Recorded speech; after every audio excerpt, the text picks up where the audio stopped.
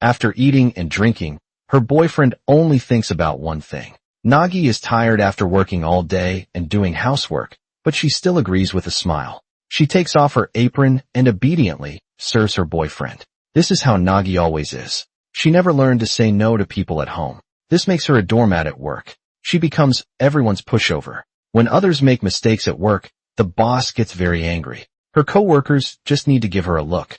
Nagi's people-pleasing habit kicks in. She takes the blame for others. The coworkers she helps don't even say thank you. They pretend to care and comfort Nagi. Fake words about speaking up. When uncomfortable, Nagi just thanks them obediently. She takes blame and thanks people for it. Coworkers see she's easy to push around. They dump their work on her. She only responds with a silly smile. At lunchtime, Nagi brought her own food, but she can't say no to coworkers, so she goes to the restaurant with them. They see pretty desserts. The girls grab phones to take pictures. Nagi awkwardly joins them. She gets caught blinking in the photo.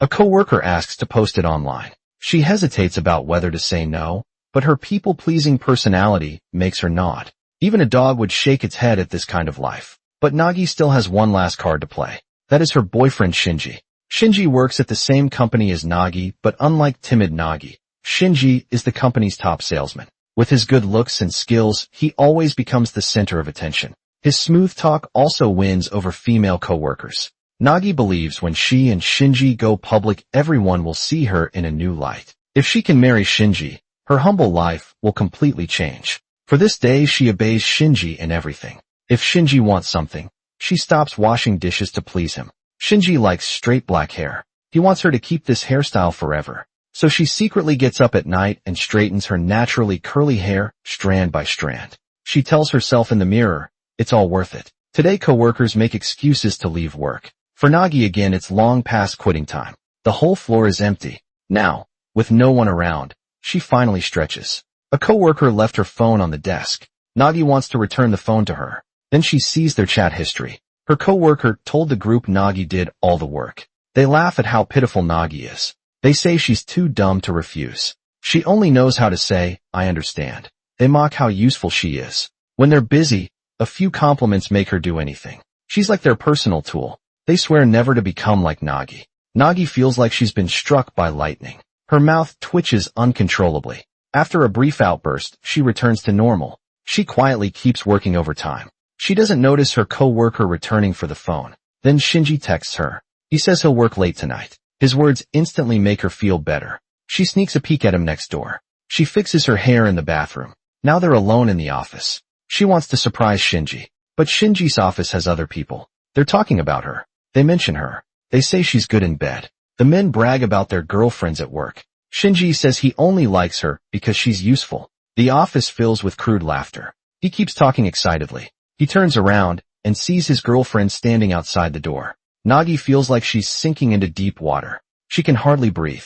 She collapses on the floor like having an asthma attack. But Shinji doesn't care at all. He just watches as she passes out. When Nagi wakes up, she's in the hospital. She waits for her boyfriend and coworkers to visit her. But she doesn't even get a text message. The only kindness she receives comes on her 28th birthday. A sushi restaurant gives her a $7 gift card. This wakes her up. She deletes all her social media apps. She removes Shinji's contact. She deletes all photos of him from her phone. She packs her bags that night and moves out of the home they shared. Her belongings fill a whole truck. As the truck door is about to close, she suddenly hears a voice in her head. She quickly tells them to stop. She apologizes to the movers. She says she doesn't want any of it. None of it. The mover asks if she means everything. She asks them to throw it all away. The mover confirms again if it's everything. She firmly says yes. In the end, Nagi only keeps her clothes and a bicycle. Nagi quickly runs away from this sad city. She quits her job and moves to a peaceful countryside. She hopes to find her ideal new life there. But reality hits her hard as soon as she arrives. Her new home looks nothing like the photos from the agent. It's completely different. There's no AC, even though it's 40 degrees outside. She sees a discarded fan on the street, but she's too embarrassed to pick it up. Nagi nervously goes to check out her new place. Two strange-looking neighbors walk toward her. She's so scared she can't even look up. Next door lives a cute elementary school girl. Nagi gathers courage to greet her, but the girl just gives her a dirty look. Then she slams the door shut. As soon as Nagi enters her house, She barely puts down her bags when loud party music shakes the walls from next door. She tries to peek from the balcony. Suddenly a tattooed arm appears beside her. She jumps back in fright. This place seems wilder than she expected. Then a cool breeze lifts the curtains. She leans in and feels refreshed. This simple comfort is something she forgot while struggling in the city. Feeling better, she runs along a country path. Soon she reaches a local market. The fresh fruits and veggies are cheap here. She accidentally buys way too much. When she sees the bill, she's shocked. They overcharged her by several times. But her people-pleasing habit kicks in again. She doesn't dare to argue with the seller. But she's unemployed now. A few $100 is a huge amount. After thinking hard, she goes back. She gathers courage and asks if it's a mistake. She points at the vegetable prices to check. The clerk quickly apologizes. They admit the mistake. They say sorry again. They're new and too nervous. They offer free enoki mushrooms as an apology. Nagi happily says it's okay. This is Nagi's first time bravely speaking. Her mind, not worrying about others' feelings, feels amazing. Then she sees the broken fan on the roadside again. This time she takes it home without hesitation. She cleans it inside and out. She even paints it her favorite color. With the fan, Nagi sleeps much better every morning, feels fresh and energetic. She borrows many books from the library early. She's found her ideal life. Now she needs to prepare for job hunting. But Nagi thinks for a long time. She can't figure out what job she can do. Her savings will run out soon at this rate. She suddenly feels anxious. Then an old woman appears. This makes Nagi break out in a cold sweat. Is this what lonely girls look like when they grow old? Her only income is coins found under vending machines. Her daily meals are expired bread, begged from bakeries. When it rains, on her way home, she picks up a broken umbrella from the bushes. Then she wobbles her way back. Nagi, who just broke up and quit her job, sees the old woman. She feels sad about her own old age. Is this the fate of lonely girls? Growing old alone in a house full of trash, then jumping from the balcony when life gets too hard with no one to collect her body. She tries hard to shake off these scary thoughts. A dark shadow flashes past her window. Has the prediction come true? So soon she nervously opens the window. It's just clothes blown down from upstairs. This is a good chance to meet her new neighbor. But the upstairs neighbor turns out to be that old scavenger woman. The old woman insists on thanking her, but Nagi can only think of that scary, trash-filled house. Her whole body says no. When she opens her eyes, she's shocked. It's like stepping into an old, yellowed photo. Every small object has a vintage filter. The old woman asks Nagi to sit down. She watches an old black and white movie on the wall. She takes out some unusual snacks while watching. Nagi takes a bite and is amazed. The old lady made them from leftover bread crust she collected. As Nagi eats, her eyes turn red with emotion. This is exactly the new life she's been searching for. Even without a boyfriend, friends, or social life, one can still live beautifully alone. The old lady asks if she wants another piece. She happily says thank you. Meanwhile, Shinji returns to work after his business trip. He sees Nagi's desk is already empty. He knows his careless words hurt Nagi. He feels deep regret, but acts like he doesn't care, even proudly says he doesn't know Nagi. Seeing their once happy home now empty, Shinji finally realizes how much he cares about this obedient woman who always stayed in the background. He vows to find her, no matter where she goes. Back home, Nagi meets her tattooed neighbor, Mike again. This time she bravely greets him first. To her surprise, he's unexpectedly gentle. Seeing Nagi interested in his bitter melons, he picks them all and gives them to her. Nagi shares the prepared melons with him. She serves him sliced bitter melon. Mike frowns but takes a bite, instantly discovering a wonderful new taste. Ripe bitter melon turns sweet like fruit, just like this girl before him. Her looks push people away, but one bite brings sweet surprises. Nagi's face turns red before she can react. Mike reaches for her. His lips move closer. Shinji sees this. While looking for Nagi, Shinji shouts her name in shock. To avoid Shinji, Nagi quits her job. She moves alone to the countryside, but Shinji still finds her. He mocks her puffy hair, seeing her new home. His mouth won't stop. His words crush her spirit. Nagi feels invisible feet stepping on her pride. Shinji feels no guilt. He orders Nagi to cook. Weak Nagi can't refuse seeing Nagi obey. Shinji feels at ease. She's still his pushover girl. He mocks her simple new life. He signals her to come. This wakes Nagi up completely. His sweet talk just wanted her body. She tells Shinji she has always had curly hair since childhood. Because Shinji likes straight black hair, She wakes up every midnight to straighten each hair strand. She is tired of this people-pleasing life. From now on she will live for herself. But Shinji laughs at her confession. His laugh sends chills down Nagi's spine. He mocks her for just throwing things away and moving. He says life can't really start over. He insists she will never change. Shinji leaves after his cruel words. Nagi stands there unable to recover. But she refuses to give up. She chases Shinji in the heavy rain. She yells, "Laugh if you want."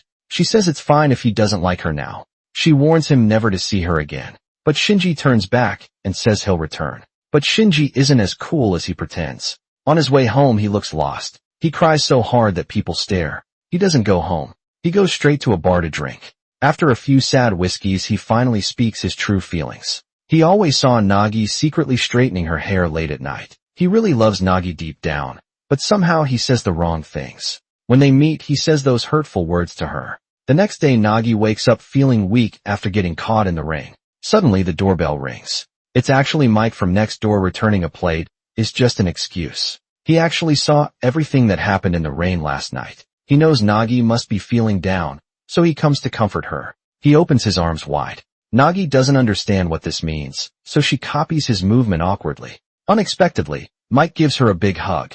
Nagi freezes in surprise. She's still shocked after he leaves. Finally she falls straight to the floor. Her heart, broken by Shinji, suddenly feels healed. That day she meets Mike again outside the laundromat. This time he's with some colorful-looking friends. They're going to perform at a nightclub. When Nagi hears nightclub, scary images pop into her head. Her legs start shaking. She can only step back after his friends leave. Only Nagi and Mike remain in the laundromat, but her clothes still need 30 more minutes. Sitting near a nightclub guy makes her nervous. She's about to make an excuse to run home. Then he hands her a drink. It has a light coconut smell. Nagi takes just one sip. She feels like she's on a tropical island. A gentle sea breeze blows against her face. All her guards suddenly melts away. Only peaceful sunshine remains. Half an hour passes in a blink, just as she starts liking Mike with the tattooed arms. She quickly snaps out of it. The kinder the man, the more dangerous. She must crush these feelings right away. But Mike is experienced with women. He always appears when Nagi feels down, giving her just the right comfort. He invites Nagi for barbecue.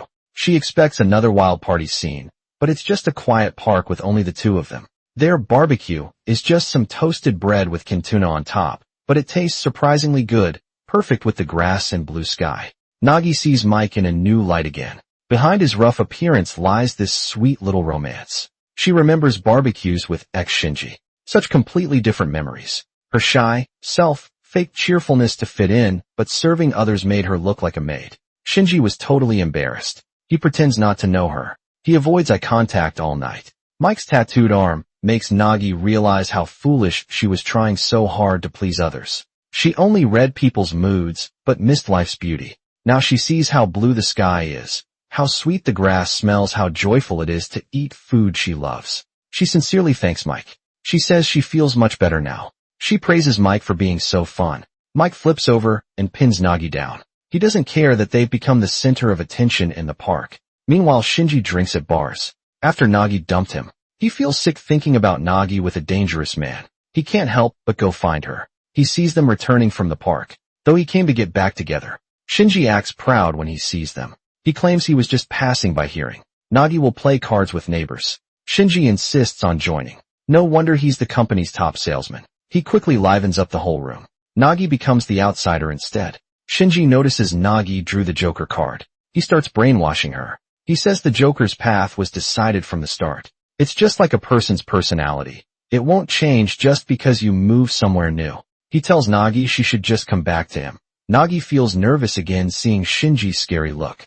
But Mike casually says, "How would you know if you don't try?" Nagi regains her confidence. Her eyes become full of determination. Now it's Shinji's turn to feel uneasy. He hesitates and grows more panicked. In the end, he draws the losing card. He loses the game. Then the old lady brings out some late-night snacks. Seeing everyone enjoy the food and ignore him, Shinji realizes he's the outsider. There's no point staying any longer. After Shinji leaves, the old lady remembers something. She takes out a box of cookies.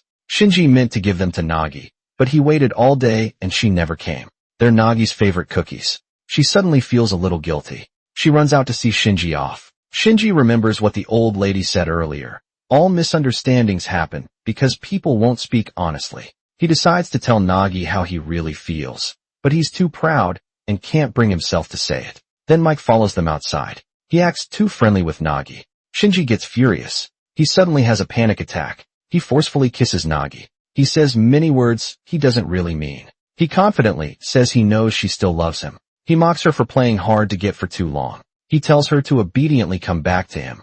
Nagi angrily tells him not to look down on her. Mike suddenly shouts, "Wait." He reminds them they dropped something. It's that box of cookies. Shinji picks it up and says, "Sorry about that." But the cookies are already crushed. The man gets beaten up by his ex-girlfriend, but he tells co-workers he fell off his bike. He thinks he can fool everyone. But a co-worker's joke makes him lose his cool. The co-worker jokes, "Did your girlfriend slap you?"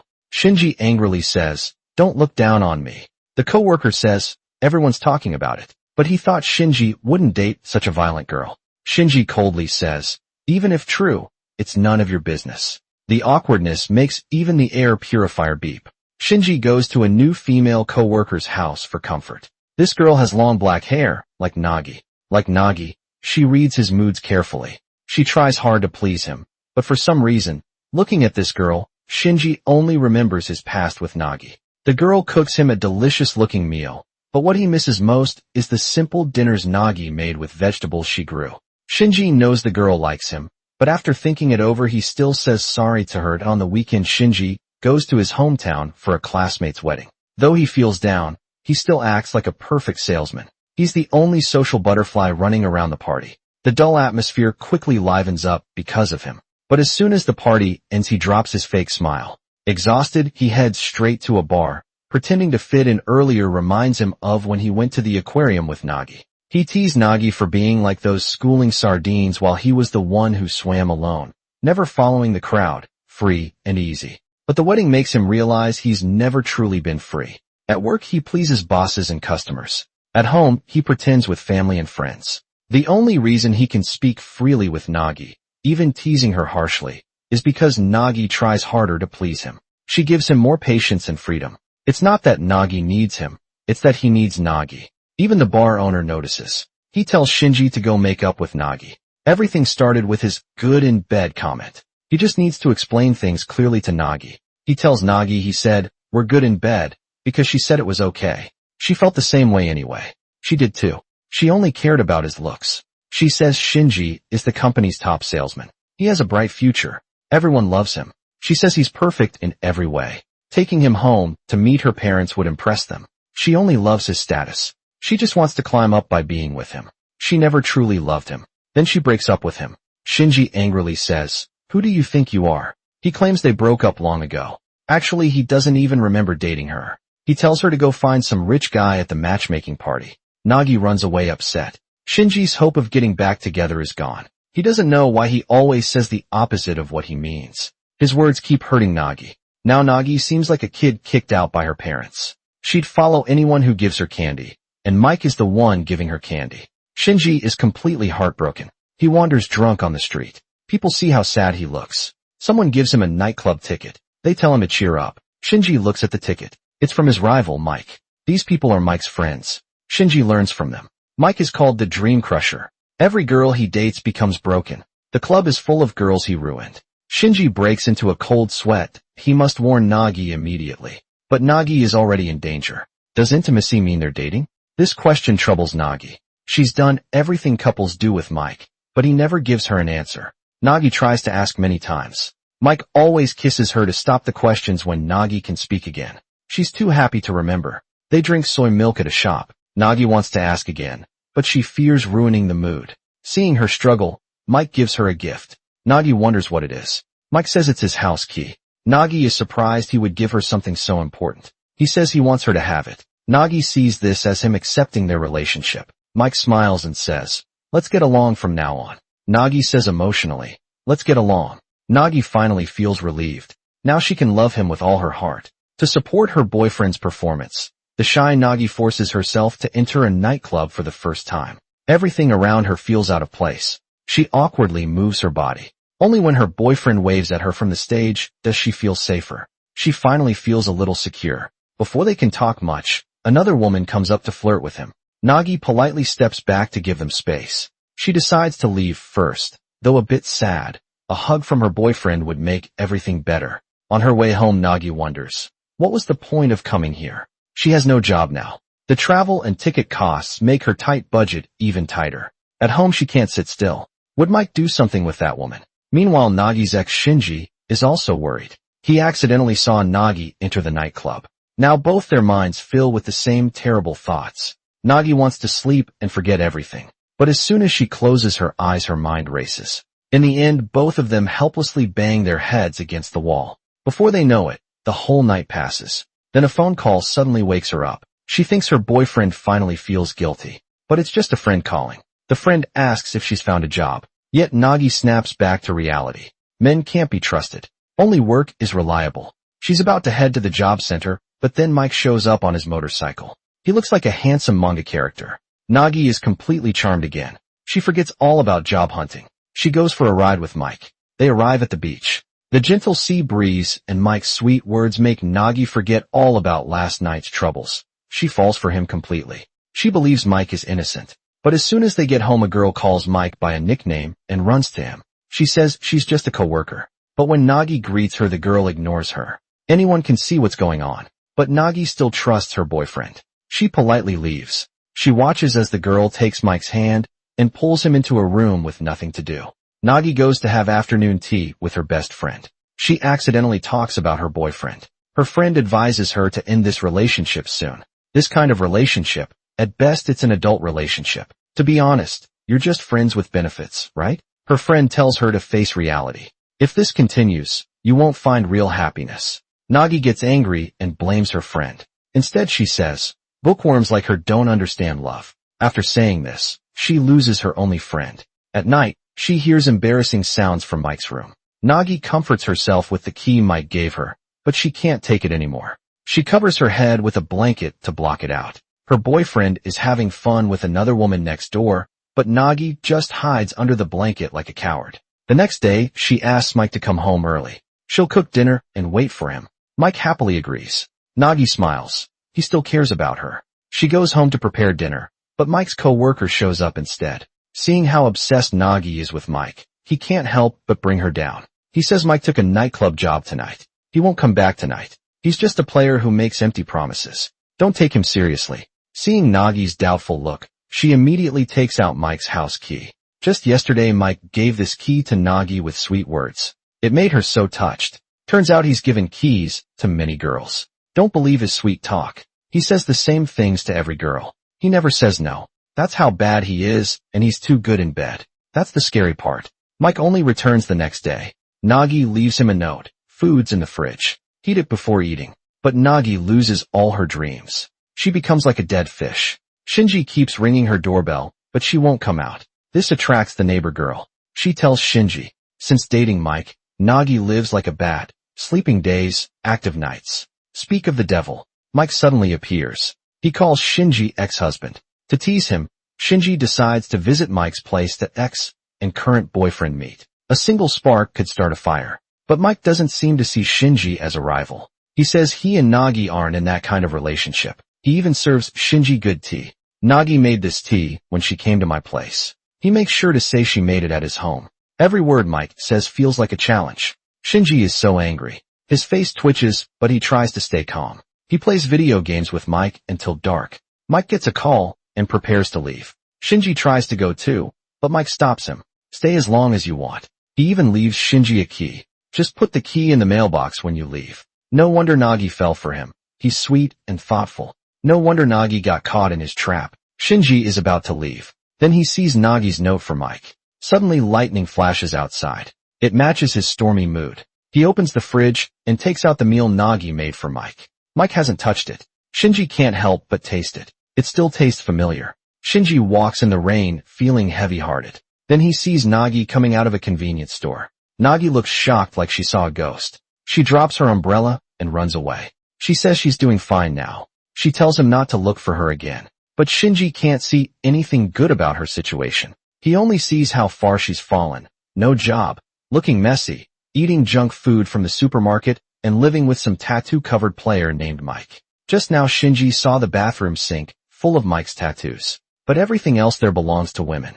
Nagi is just one of many girls in his life. Shinji asks if she's really okay with this, a guy who has many women besides her. Actually, Nagi already knows, but she chooses to close her eyes to it. She doesn't mind how her boyfriend divides his love, as long as she gets a piece. She forces a smile, and says of course she's happy. She says being with him makes her happy. Someone this great shouldn't belong to just one person. Shinji angrily scolds her. He calls her hopeless. Shinji is too angry to speak. He thinks this is ridiculous. Why do girls always fall for bad boys? Because when you're hurt, bad boys take you to the park grass. They make you a warm sandwich and watch clouds with you, while nice guys just let you stand in the rain listening to their lectures. Nagi knows Mike has many other women, but when he hugs her from behind and apologizes in a soft voice, she softens her heart. Though she's already showered and ready for bed, she still agrees to take a walk with Mike hand in hand. Just as they're about to leave, Mike's other women show up seeing Mike.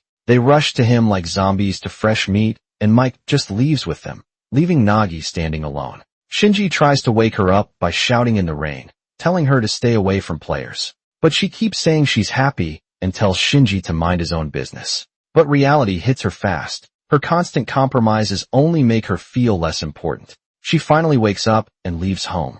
At night, she heads to the beach where she and Mike first fell in love. To throw the key he gave her into the sea and end this relationship for good. To start a new life without relying on men.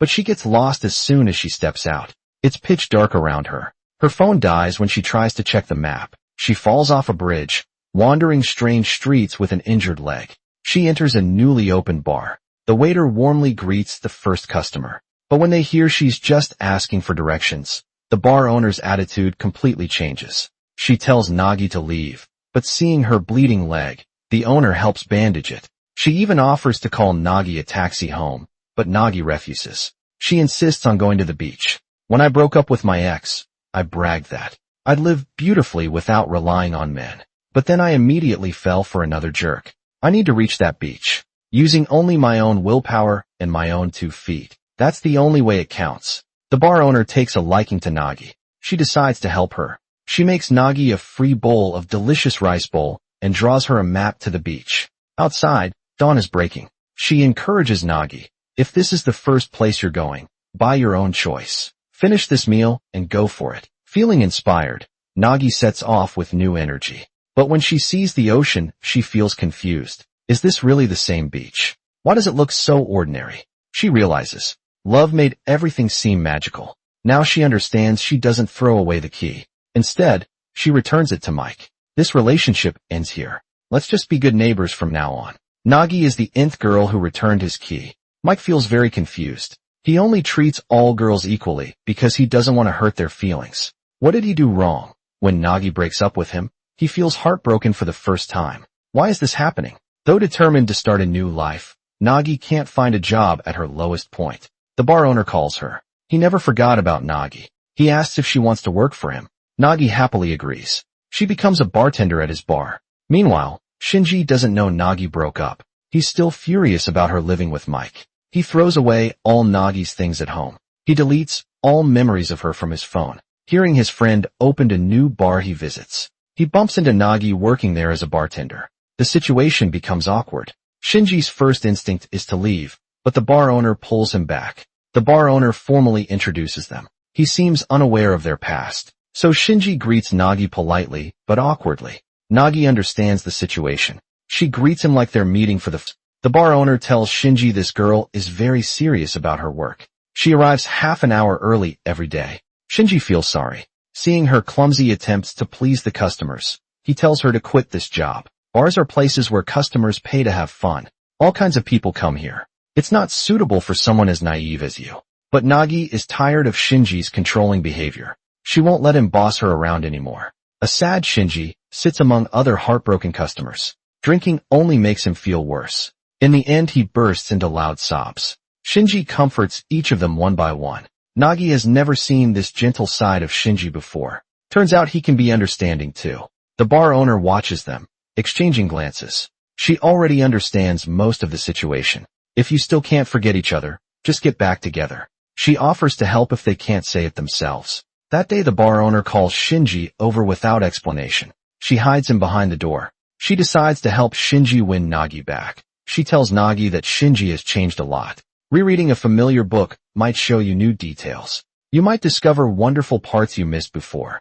But Nagi refuses without hesitation. Rather than rereading old books, I'd rather meet a brand new story. In Nagi's memories, everything about Shinji is unpleasant. Even the beach trip she planned for weeks got canceled because Shinji complained about traffic. They never went. Getting back with such a man, 100% impossible. Hiding in the corner, Shinji completely breaks down. Failed reconciliation attempts make him furious. Shinji jumps out shouting, "Impossible." He yells that he's the one who should say that. Shinji asks if she dislikes riding in his car, then apologizes, "Sorry, but my car already has someone else now." He got a girlfriend. Nagi says that's great. Shinji brags that his girlfriend is super cute. She's sweet and has a great personality. He says he has plans with her later. He jokingly asks if staying overnight is okay. Then he leaves. Shinji's bad luck in love spreads to his work too. The company's exhibition is coming up, but the supplier says they can't deliver. Now is he supposed to perform with nothing on stage? Work problems pile up as family trouble starts. Shinji's brother, Peter, suddenly returns after years away. Peter was the perfect student and family pride, but he ran away over 10 years ago. The family thought he was successful in America. Turns out he's been in Japan all along selling shady online courses to scam people. Shinji wants to teach his brother a lesson, but Peter hits him where it hurts instead. That family is rotten to the core. Are you still living to please others? At home, at work, even in front of women. What are you trying to protect? I only live for myself now. I only do what I like. You should too.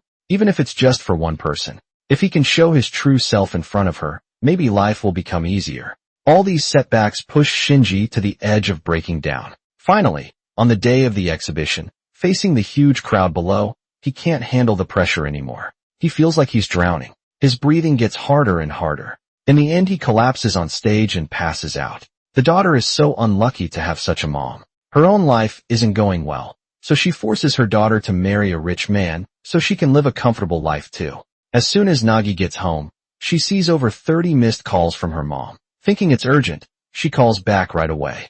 Turns out her mom had another fight with the neighbors. She begs Nagi to save her from this misery soon. She also says she'll come next month to eat Nagi's pickles. Hearing the word pickles, Nagi's unhappy childhood memories flood back. Her mom refused to continue the family's pickle tradition, but forced young Nagi to do it instead. She even used Nagi's late grandma and great-grandma to guilt-trip her. The worst part is the rice bran, for the pickles was thrown away during the last move, along with other belongings. Nagi complains to her best friend, but they can't find a solution. Now she has one more thing to worry about, because the owner is moving to another city. The self-service laundry in the neighborhood will soon close. At night the neighbors gather and feel sad about it. They won't find such a convenient and cheap laundry place again. Suddenly, Nagi's best friend suggests a bold idea. Since neither she nor Nagi has a job, why not take over the laundry and run it themselves? Her college major could also be useful. She has already checked.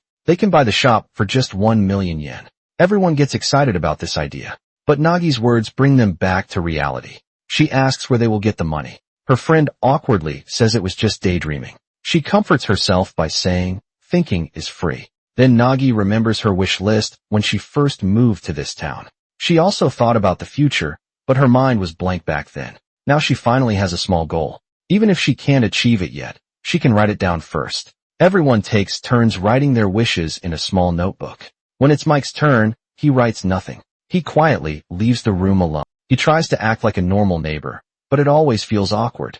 Nagi acts as if nothing ever happened between them. This makes Mike feel heartbroken. This is a feeling he's never had before. The old lady neighbor tells him. She says, "Young man, congratulations." She says he has found true love. That heartache feeling is the taste of first love. Mike finally understands his own wish. He wants to help Nagi fulfill her dream. He stays up all night. He draws a new renovation plan for Nagi's laundromat. The result immediately impresses Nagi. The laundromat has a cafe lounge, and even a kids' play area. Everything looks just like Nagi's dream. This design gives her confidence. For the first time in life, she has a goal and shouldn't give up easily. Unexpectedly, her best friend has the same idea. She even prepares a business plan. The owner trusts these two regular customers. He feels good about them taking over his shop. The owner's son hesitates at first, but when he learns about Nagi's friend's prestigious university degree, he agrees. Happily, everything goes smoothly. They just need to pay and sign the contract. Meanwhile, Shinji takes sick leave to rest at home after fainting on stage. A coworker calls saying they'll visit him, but when he opens the door, he sees Nagi. She remembers there's rice bran in Shinji's fridge for pickles, so she comes late at night to take it. Now she can finally explain things to her mother. Now even their last shared memory is being taken away. Shinji can't help but burst into tears. Shinji sobs. He says he truly loves her. Nagi has never seen Shinji like this before. She gets scared and runs away. He used to be the guy who constantly teased her. How did he turn into this emotional crybaby? But friends tell Nagi, this isn't the first time Shinji has cried ever since Nagi broke up with him. They've all seen Shinji crying his eyes out. He cries every time he gets drunk at bar owner's place. People at school even call him Crybaby Shinji. Now everyone can see clearly Shinji just talks tough, but he really loves Nagi deep down. But Nagi refuses to believe it. She thinks he's just a sneaky old pervert. He once said they were only good in bed together. She thinks he's just lonely and came back for that. Surprisingly, everyone feels sorry for Shinji now. One careless remark made her hate him for so long. When it comes to being stubborn, Nagi is just as bad as Shinji. This new realization shocks her. Nagi needs some fresh air to calm down. But then she sees Shinji coming out of Mike's place. This was decided after Shinji talked with Mike. Shinji needs a change of environment. He starts thinking about his past life. Mike realizes Nagi is his true love. To be with Nagi, he must first deal with Shinji. Now the three people in this love triangle live under one roof. When Shinji hears Nagi wants to invest 500,000 in a laundromat, he gets very angry. Shinji shouts in shock, asking why she'd spend so much money without a job. He tells her not to make rash decisions.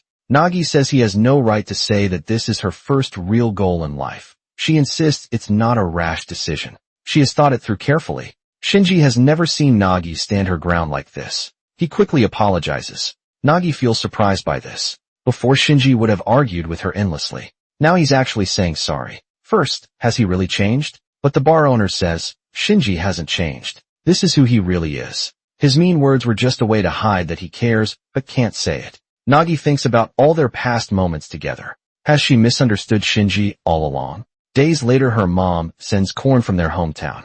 Nagi breaks the ice. First, she asks Shinji if he wants to share some. She knows corn is his favorite food. The three of them peel corn together, but Nagi panics when she sees the peeled corn. As a child, she didn't like eating corn. Her mom would throw all the corn away when she noticed, then tell Nagi she killed the corn and wasted the farmer's hard work. This filled Nagi with guilt. Since then, she pretends to enjoy eating corn. This might be why she became a people pleaser. That night, Nagi and Shinji drink on the balcony, separated by a wall. Not seeing each other makes them share heartfelt words. Shinji feels guilty. After being with Nagi for so long, he never knew she carried so much pain. Nagi feels the same. She only saw Shinji's successful appearance before, not knowing he was struggling inside too.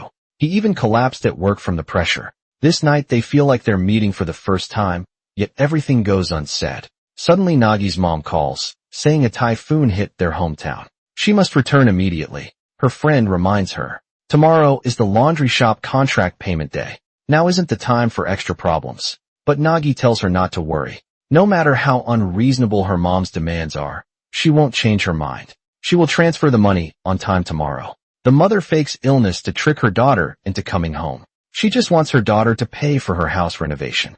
Nagi glances at the renovation company's quote, nearly 700,000 yuan. If she pays this money, her dream of running a laundromat with her friend will be ruined. She already promised her friend she won't go back on her word. She hesitates to speak. She says she has unfinished dreams now, so she needs the money right now. When she has more money later, she will prepare the renovation funds. She begs for a little more time. Her mother coldly says she understands. Then mom will have to swallow her pride and beg others. She'll borrow money from people. Nagi sees through this. This is her mother's favorite guilt-tripping trick since childhood. Whenever mom doesn't get her way, she plays the victim in front of Nagi, making Nagi feel guilty just to get what she wants. Every time mom says, go chase your happiness, don't worry about me, Nagi has no choice but to give in.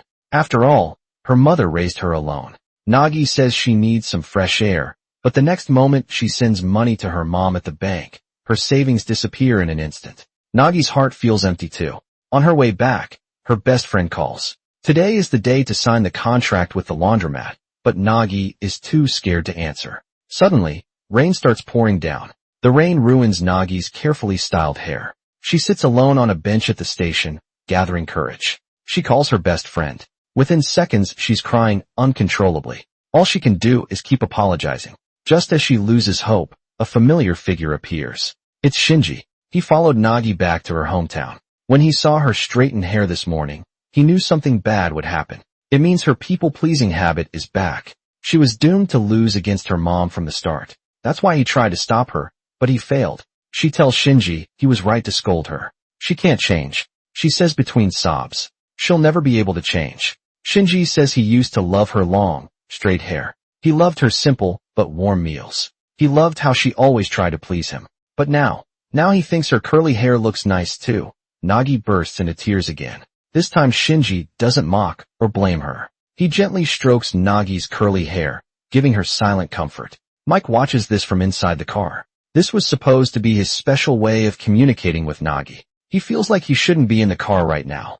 Nagi's first task after returning is to ask her friend for forgiveness. But her friend isn't angry and actually thanks her. After graduating from a top university, she felt lost. This startup experience reignited her passion. As long as she keeps trying, there will be plenty of opportunities. Nagi is too moved to speak. Suddenly, her mother appears out of nowhere. She saw Shinji picking up Nagi and followed them here. She trailed them all the way. Now she sees her daughter has no job and lives in this shabby place. This is completely different from what she imagined. Her daughter is so lazy. Who will give her the wealthy life she wants? Shinji steps in to help Nagi. He lies that he's Nagi's fiancé. They're currently on vacation. They live here to save money for their wedding. So her daughter has caught a rich man. Her mother instantly changes her attitude. She wants them to get married immediately. She even asks to meet Shinji's parents. Shinji and Nagi are caught off guard. They just stand there frozen.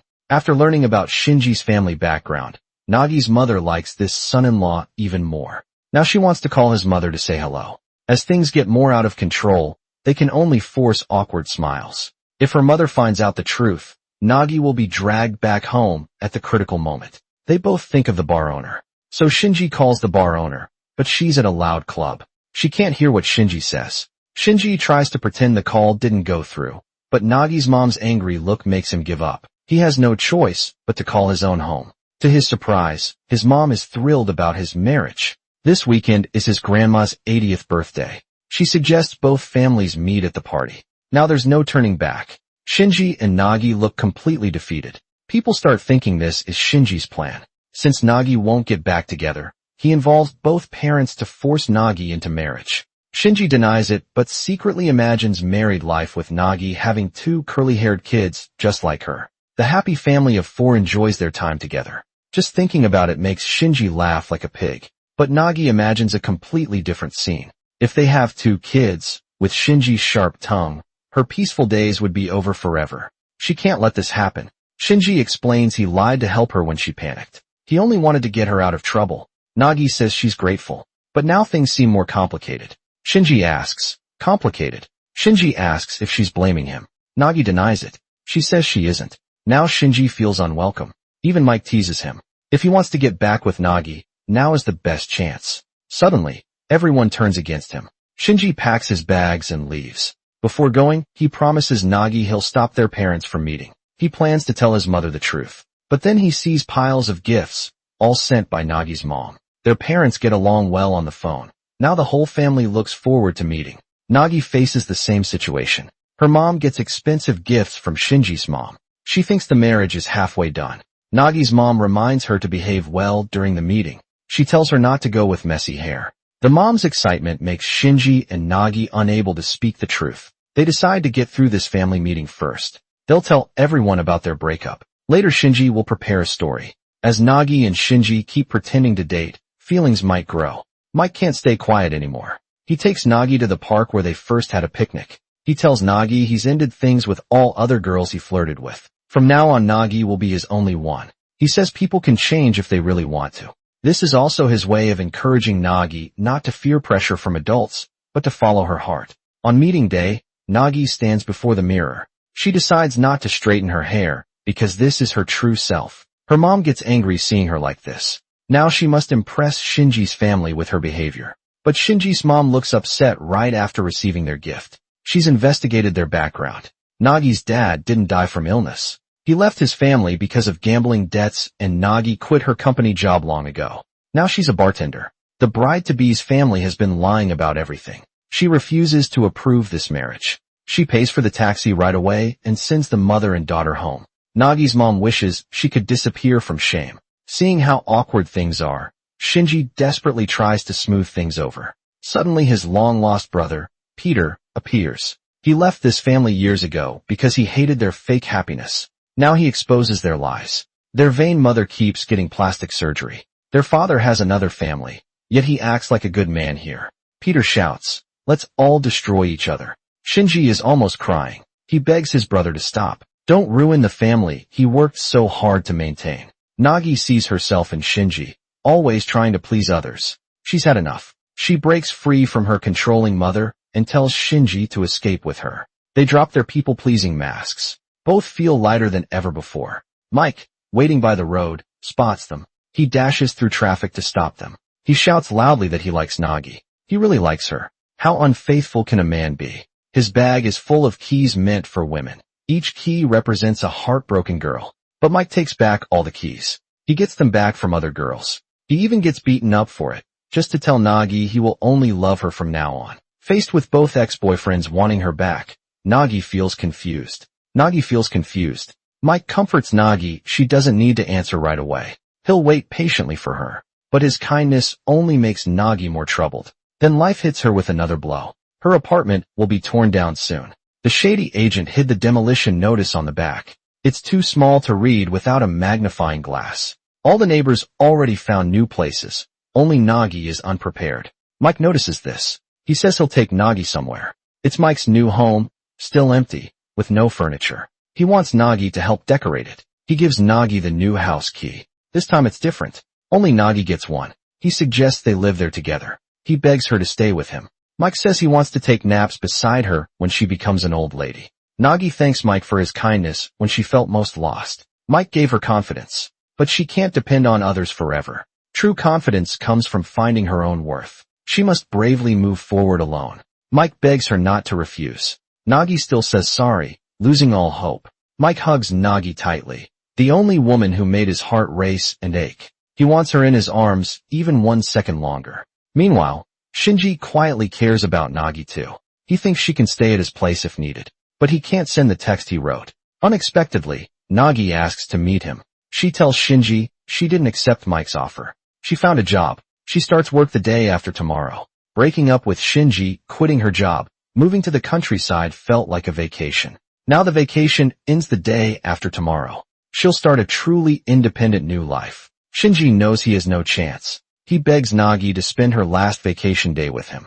No one needs to worry about anyone's feelings. Let's have one last honest date. Nagi agrees. She puts on new clothes. They walk side by side like when they first started dating. No more reading people's moods. Her face shows only carefree smiles. They visit their favorite aquarium again. They can't help but feel emotional. After going through so much trouble, they've changed from fish following the crowd to little fish brave enough to swim alone. Nagi apologizes to Shinji. Her love for Shinji before was just using him to save herself. It was really just running away. But after moving and making new friends, she found many things she can do alone. She can be happy and busy by herself. Shinji understands after seeing her notebook. Her bright future plans don't include him. All he can do is wish her well. Shinji says she can swim well alone now. That's why she's graduating from this break. So he must too graduate from her life. He encourages her that she'll be fine, just like that. Soon comes the day the apartment is torn down. When memories collapse, sadness and longing are natural, but nothing can stop life from moving forward. Every day we wake up and keep going. The scene finally shifts to Shinji's home. Shinji is cooking bean sprouts, just like Nagi used to make for him. Outside the door are Nagi's stored belongings. The end.